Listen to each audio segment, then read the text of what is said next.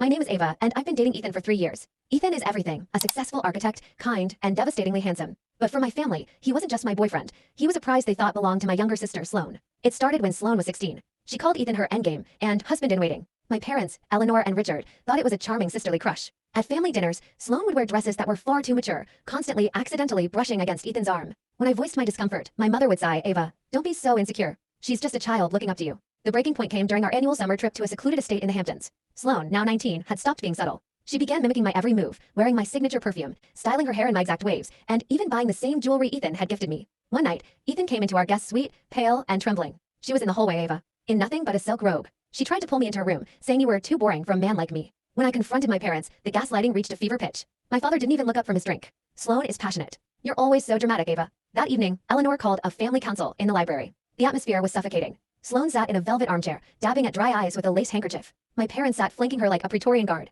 "Ava," my mother began, her voice cold and clinical. "We've seen how much Sloane is suffering. Her love for Ethan is pure, deeper than your casual arrangement. Since you aren't married, we believe the fair thing to do is for you to step aside for 6 months. Let Ethan and Sloane explore their connection. If it's not meant to be, you can have him back."